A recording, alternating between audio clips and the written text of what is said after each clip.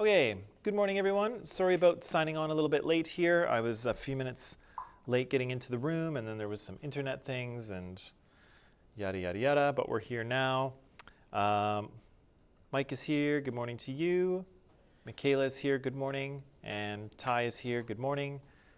Kevin's here, hello Kevin. Ananda's here, good morning to you. I am here. And John is here too, good morning John. So what we were doing yesterday, if I recall, is we were talking about this Adolf Hitler character, and we were maybe getting to know him a little bit better, or maybe not. Some of us, I think, already knew a little bit about him to begin with. But he's a compelling character, right? And I think regardless of what you think of him, if you harbor a little bit of admiration for him, or if you think he is, the incarnation of the devil, whatever you might think of this guy, I think we could probably all agree that he has left a very significant mark on the 20th century and even the 21st, right? We're still talking about him. People still get compared to him, either rightly or wrongly. And so, you can't talk about the 20th century without talking about him, and even still sometimes he's referenced, right? We said that he came to power. He joined that German Workers' Party as a spy, and then he took control of it because he saw an opportunity to take it where he wanted to go, right? He wanted to make it into something greater. And early on in his political career, I think we read those three arguments about why Hitler came to power. Was it his personal charismatic sense, or did Germany just produce leaders like this, or was it an artifact of democracy that he was brought into power? And I think at this early stage of his career, I think it's safe to say that it's probably his charisma, right? That early stage of him building a following, getting people behind him, organizing his SA, his brown shirts, to go out and bust the heads of communists who are floating around Germany. All of that is kind of his own personal drive and ambition and charisma that sort of builds a following behind him. But then we see that as time goes on, he starts to try to use more forceful means to get into power, right? So he tries to overthrow the government. They have a plan called the MUNICH Putsch, or the Beer Hall Putsch. His Nazis try to overthrow the Bavarian government. Doesn't work out so well.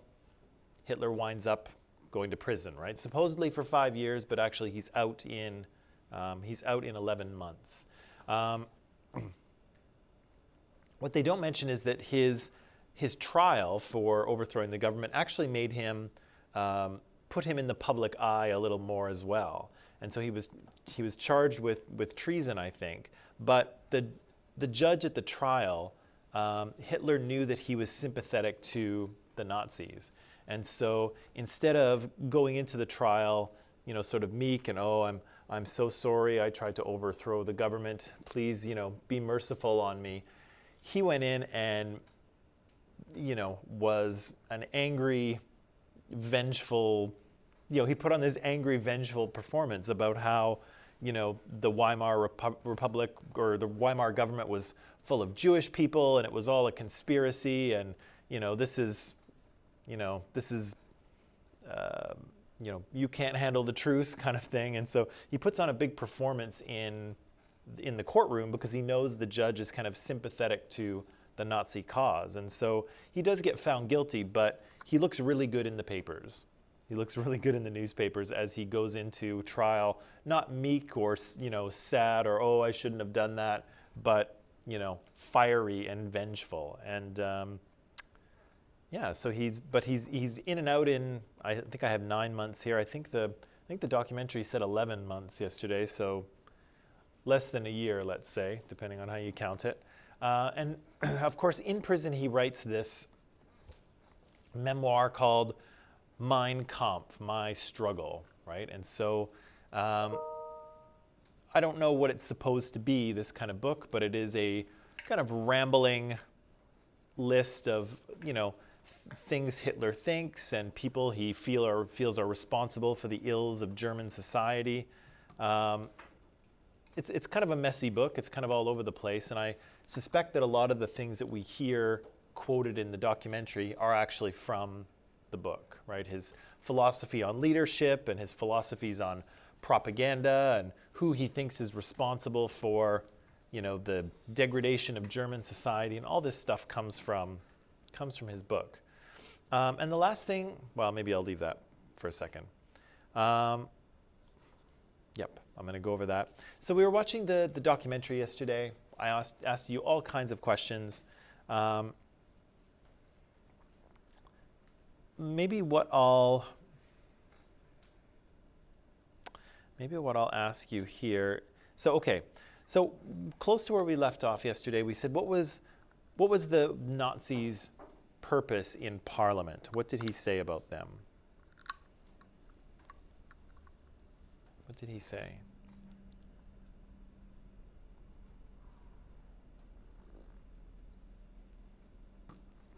Because they had tried to overthrow the government, right? They tried to use force. They tried to use arms. That didn't work. So what was the Nazis' plan here in Parliament?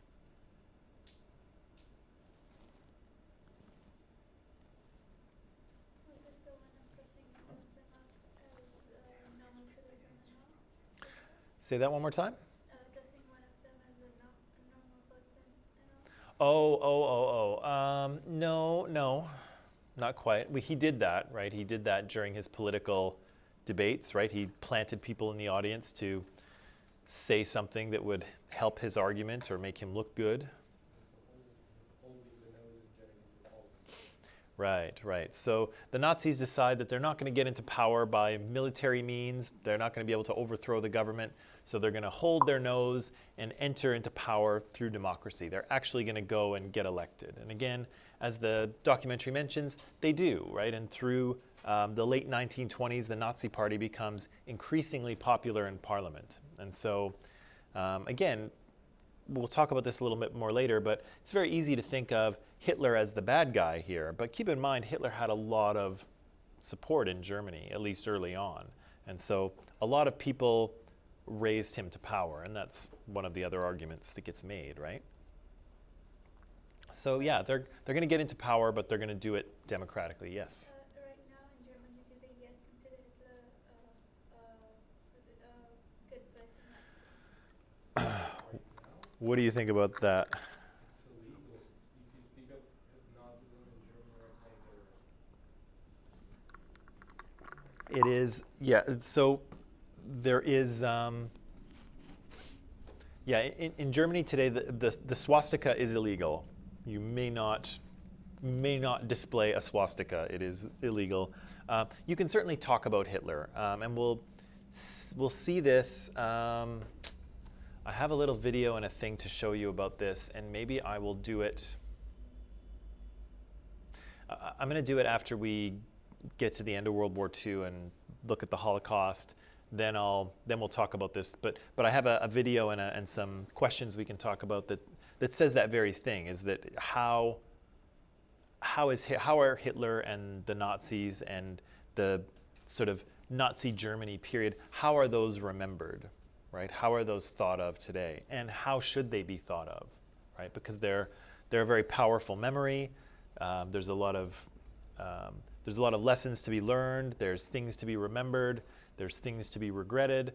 But what do you do with all of those things? What's a useful thing to do with that history, right? With that legacy. But we'll talk about that. So I'm going to press pause on you there, but we will come back to that for sure. But yeah, you may not, the swastika may not be displayed in Germany in that way. And so I'm just going to go, so Ayushi said here, yeah, to cover their nose and sort of enter into power through democracy, and then to take power over Germany, right? So Hitler has no kind of confusion about his ambition, right? He wants all of Germany, right? He wants the Nazi Party to control all of Germany, and then after that, who knows, right? He says in the film that, after that we may entertain other ambitions. What's he talking about there? the population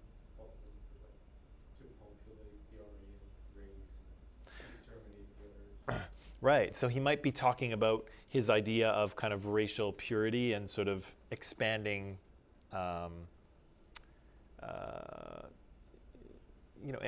making more space for the German race. But what else is he talking about? Well, the Nazis will have all of Germany, and then maybe later we'll be able to entertain other ambitions. Huh? Yeah, maybe expansion, right? Maybe he's thinking all of Europe, maybe world domination, just like a James Bond villain, right?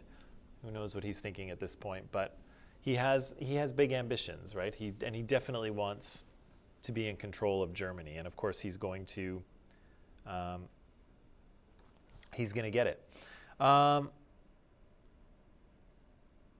why did we say that Hindenburg appointed Hitler as chancellor?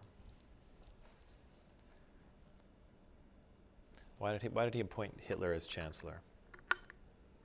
It's because of his years of political experience, his thoughtful mind, his academic background, his work volunteering with children, all of those things. The hit song he wrote. I'm being very sarcastic here.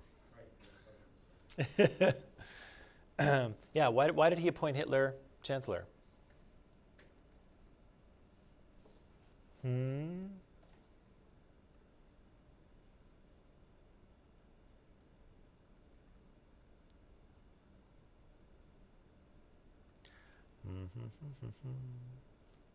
I can wait. Maybe. He probably would have put a lot of experience on his resume if that was a thing. Why did he? Because Hitler had a lot of followers. And what were those followers doing?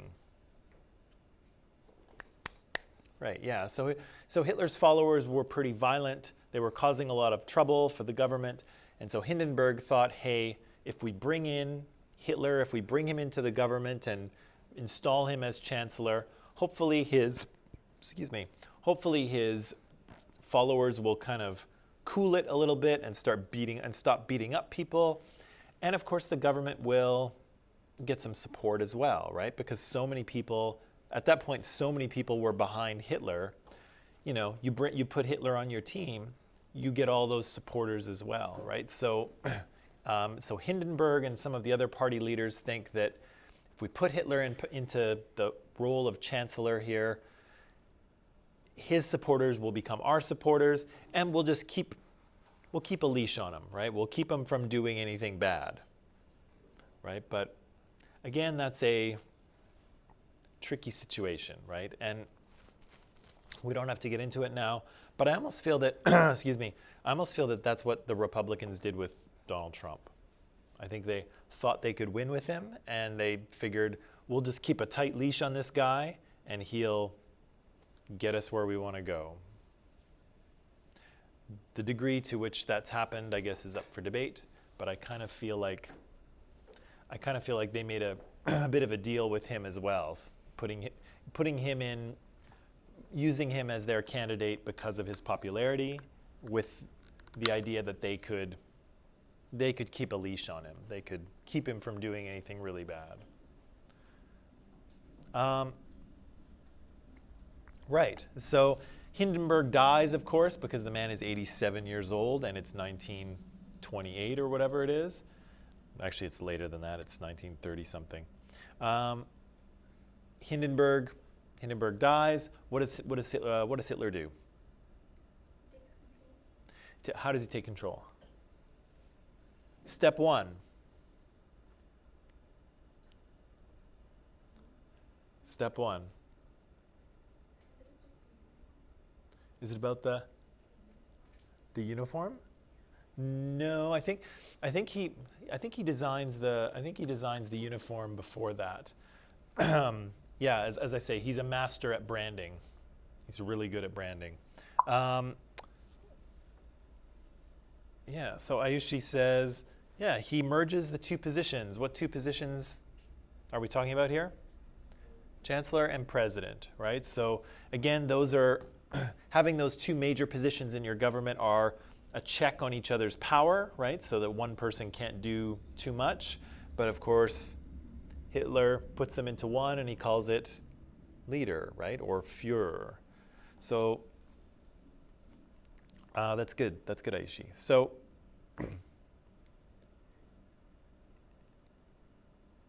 right. So he takes control as Führer, as leader. What do we learn about his views of women? They should be respected. They should be respected. Yeah. Okay. What else do we? How else does he view women? They should what? They should not get involved in politics. And actually, he has some very strong language, but he often does, right? Do you notice that in the documentary? He often speaks of things in extremes, right? It's utterly detestable. It's, it's, unendurable. It's awful, And so he's really, in the way he speaks, he's really a black and white thinker. And everything is either the best it could possibly be, or everything is just like utterly awful, right? There's no gray area with Hitler. But you're right. He says that, women involved in politics is just utterly endurable, right? It's awful. What else does he think? What else does he think about women? They should be respected, but they shouldn't be involved in any political matters, and definitely not in any military matters. I mean, ugh, awful, right? What else? He what? No idea? He said something about women's role as child bearers, if I recall.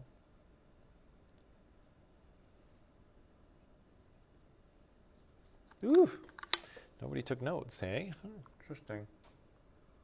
There's so many information. It is so much information. Are you taking notes now? No, no, you're not.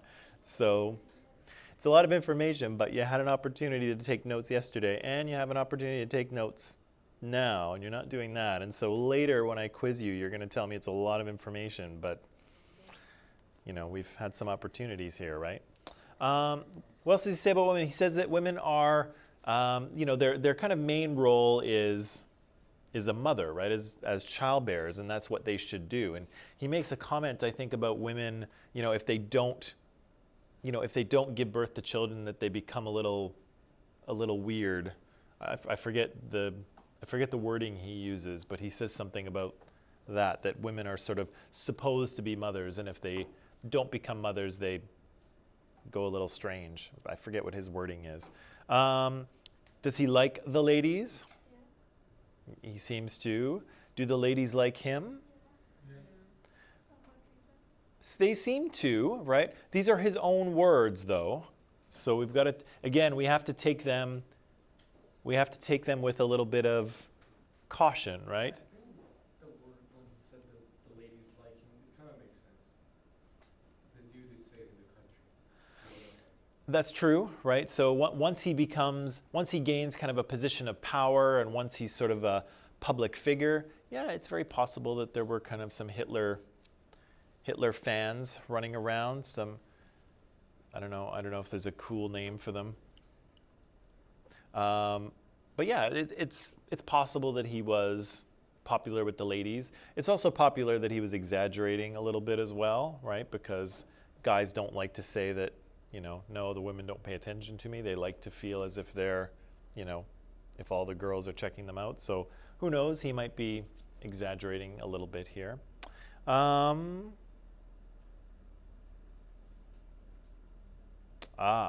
And then we saw that footage of the Hitler Youth. Remember that? Remember that with all those kids, and they were playing the drums and marching, and yeah, what was that about? It's like Hitler creates his own Boy Scouts. What's that for? And Girl Scouts. What's that for? They get trained to do what? To build a campfire and Well, maybe. identify birds? I'm not sure why does he say that they get trained, but eventually they become like seriously nice soldiers. The brown shirts were his SA, his kind of shock troopers. So it's possible that some of those Hitler Youth might become members of the SA or the SS later on. But why do you think it was useful for Hitler to assemble this group of Hitler Youth that were swearing allegiance to him and that were learning things that he wanted them to learn? Because they would be like fanatics and the same way they would Hitler. Yeah, so of course, kids are much easier to convince about things than adults, right? Adults sometimes think rationally. They're more difficult to fool. But kids, you can tell them that there's a Santa Claus or the Easter Bunny, and they will believe you, right? And so again, Hitler is going to have a much easier time convincing people of his ideology, of his beliefs, when they're young. And so he starts the Hitler Youth. He starts feeding them the ideas that he believes. It's a fun experience for them. It's exciting. They're connected to this public figure, and they've all sworn allegiance to him, right? Creepy, very creepy, but also intelligent, right? It's a smart move. And so, yeah, you see these young Nazis being kind of brought up from, 8 or 9 years old. They're being taught the Nazi ideology, right? And so it's going to be much easier for them to accept at that age. What does he say about propaganda? Do you remember? Talks about propaganda and fear.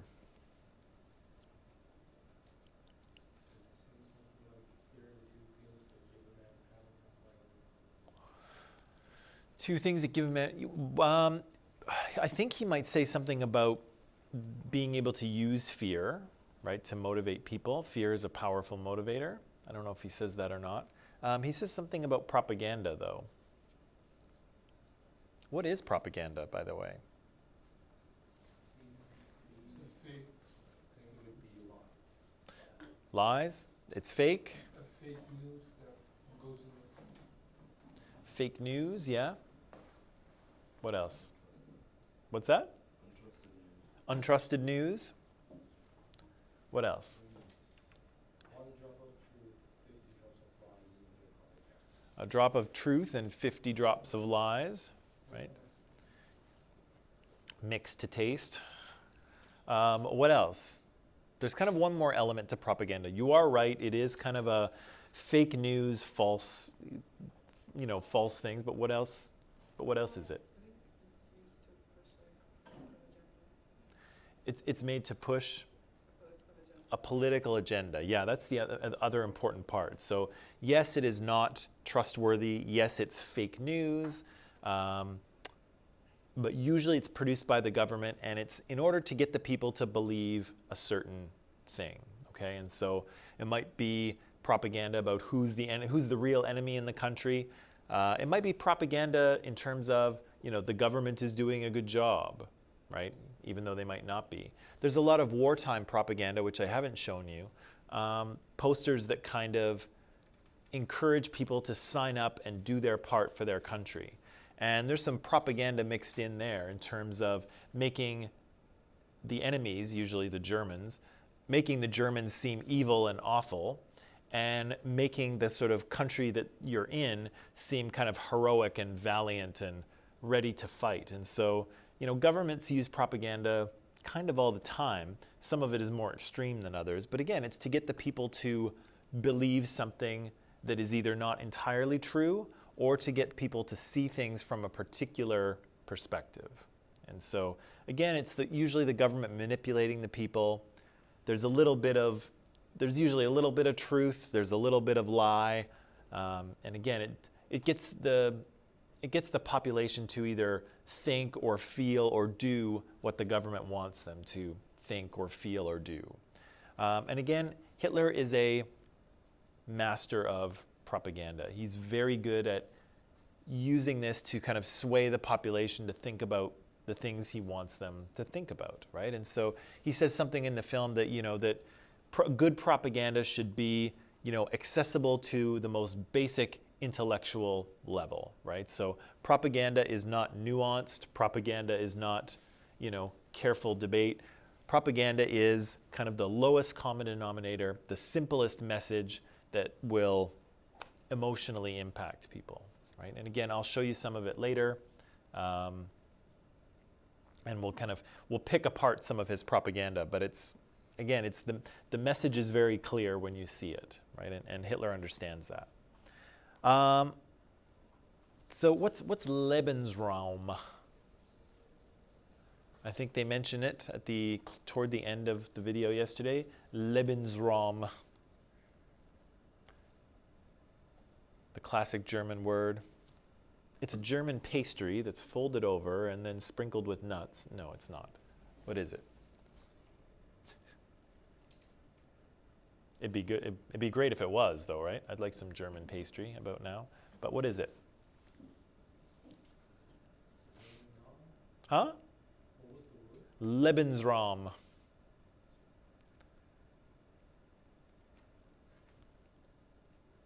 Lebensraum. Was it something to do with Jewish people? Not directly. Not directly. I usually says habitat, which is actually not too far off. Lebensraum, remember, was living space. It almost sounds like living room, if you will. It's living space, right? And so the idea is that Germany had lost some territory at the end of World War I, which we know. Hitler felt that Germany needed to be bigger because the Reich would not be successful until every German citizen had a piece of land to call their own, right? And so he has a plan to sort of take land from other countries and basically kick out or disappear the people who already live there, but we'll get to that. So when you define it, how would you define it? How would I define it? I would define it as living space for the German people. And Hitler will need to take that from other countries. Okie dokie. So we've got about, I think, 10 or 15 minutes of this thing left. So what we'll do, online people, is we'll watch the last 15 minutes. We'll take a 10-minute break, and then we'll come back, okay? So that will be,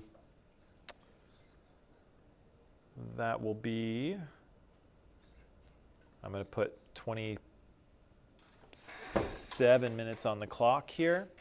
And so online people, go watch the rest of the video. It's in Microsoft Teams under Files.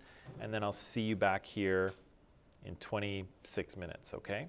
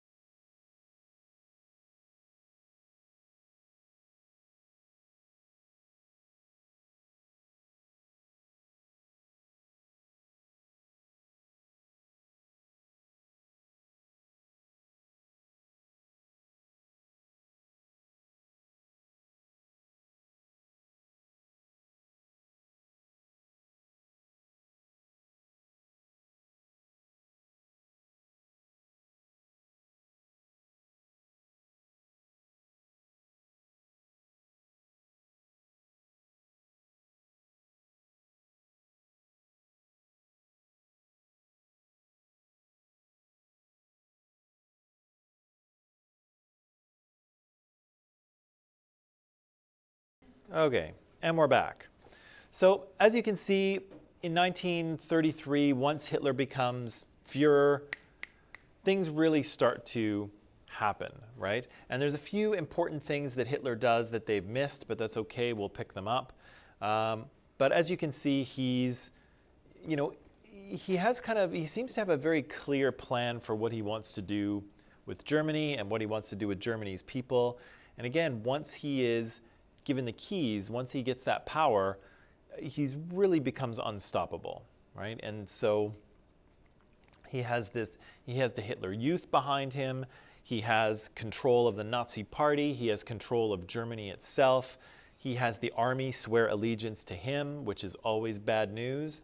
Actually, I was going to say, if you're ever running a country, it's good news for you, but it's bad news for the people because, again, the army is supposed to serve the Constitution. The army is supposed to serve the country, not the leader, right? That's not how it should be. And we've seen Trump confuse that a couple of times, right? He kind of thinks that the army is his, but it's not the way it is.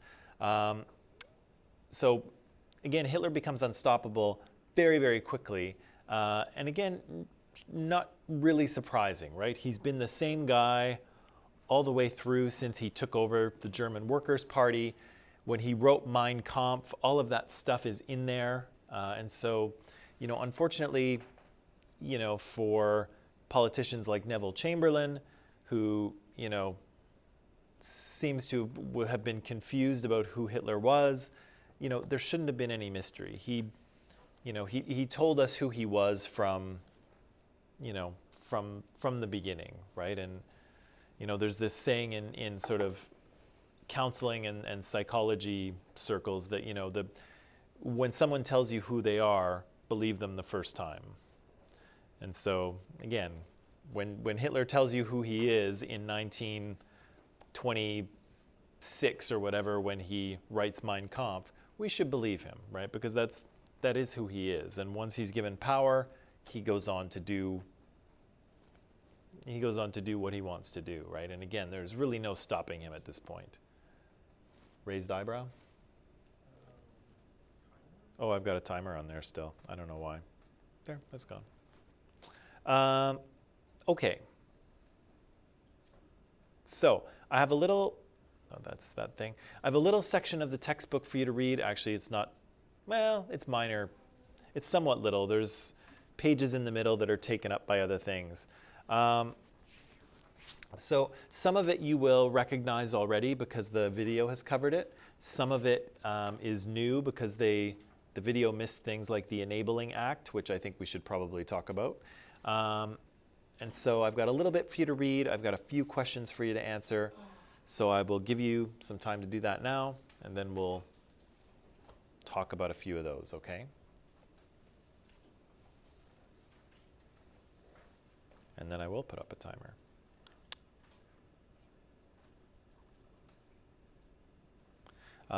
Online people, of course, you can find this in Microsoft Teams under Files.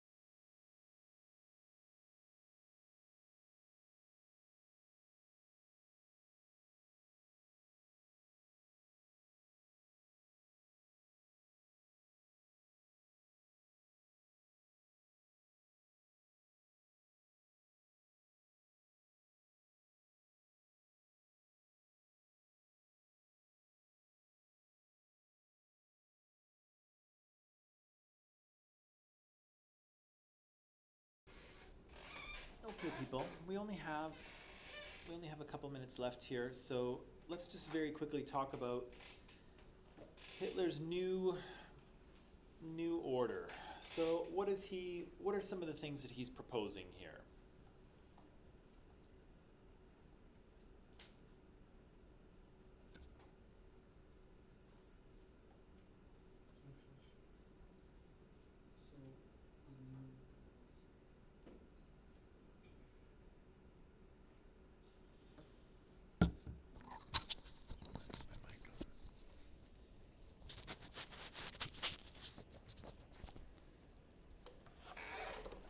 I'll get comfortable. What's he proposing as part of his new order?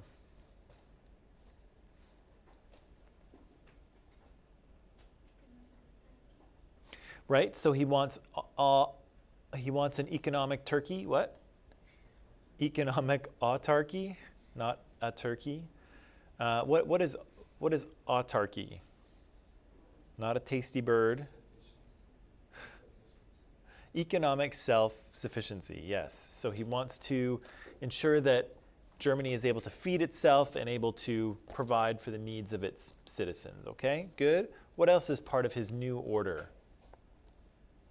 So he had to expand, then Germany would become the heartland of industry, Okay. and everyone in any other part other than Germany, which will be called the homeland, were to supply raw material to the homeland.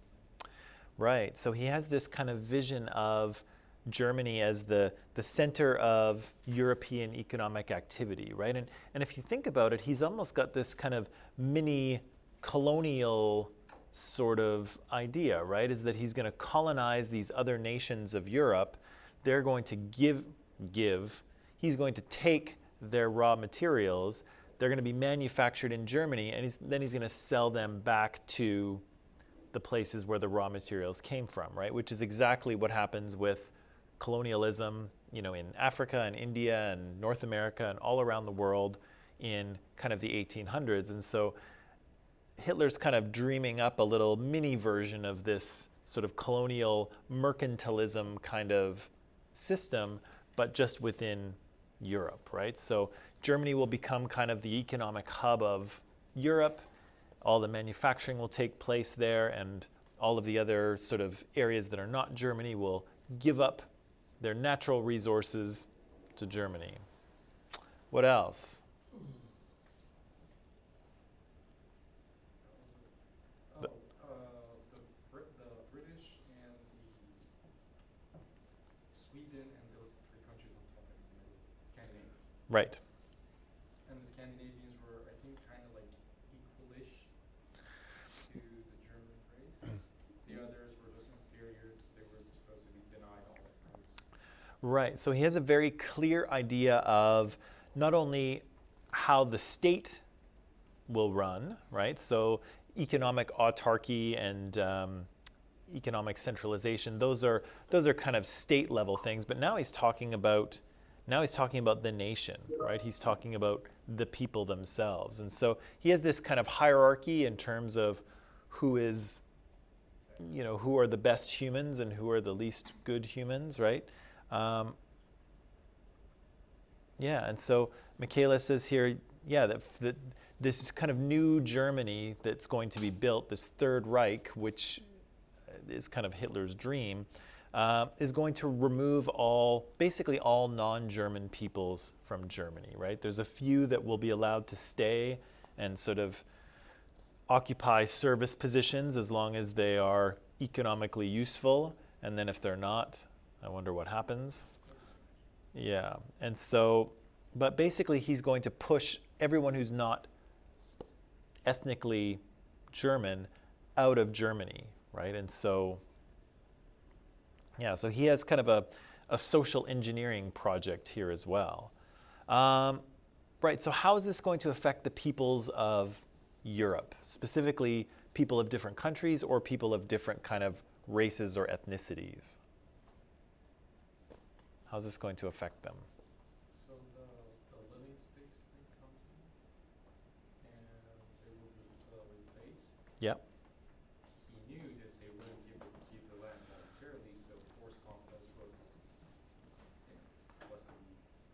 right? So he has this Lebensraum idea where the Germans need living space. It's going to come from Eastern Europe, and of course, Eastern Europe is just not going to give that land over to the Germans, and so he knows he's going to have to occupy them militarily. Some people were to be placed, of course, his plan was to like occupy all over to the Ural Mountains, so that's somewhere in Russia. And people from different places will be placed on the borders, so they will protect against any Soviet retaliation. Right. Right. So he has an imagining. He has a dream of Germany being, of course, much bigger than it is now. He's going to take land from Eastern Europe, from Russia. He's already taken the Rhineland back, which was traditionally German, but he's taken that. He's taken Austria and Czechoslovakia, but he's not done, right? The Germany is going to continue to expand. So obviously we find out that German people are going to have civil rights within the state, of course restricted by the Nazi Party, but still they're going to have civil rights and political rights. Non-Germans don't have any of those things, right? They don't have the right to vote, they don't have the right to run for office, and they don't really have any civil or human rights at all, right? Their rights are subject to the state. And if the The other right was the right to live, which would have been given to them should they work. yeah, if they're useful to the state, right? So again, you can very clearly see how the state is much more important than the individual, right? Individual people are, you can live here as long as you are useful to the state. And if you become not useful to the state, maybe you don't get to live, right? And so German people will have civil and political rights. You said that sort of Nordic peoples, right, Scandinavian peoples and English people, some of them may get to stay in Germany, but of course they'll be working in service positions and they'll only be given enough education to obey basic commands, right? So they're basically going to be enslaved by the Reich. Sure that the Nordics were the ones to be given enough education just to read? I thought that's what I read, unless they were distinguishing between the English and. No, I think they said that the others, not Nordic or German, they would be given as much as they could read and obey. Oh, okay. Maybe I confused those two. And what about everyone else? So we've got Slavic people, we've probably got Poles and Hungarians, maybe some Romanians, we've definitely got Jewish people, we've got Roma people, or gypsies as they were formerly called. What's basically going to happen to all of them?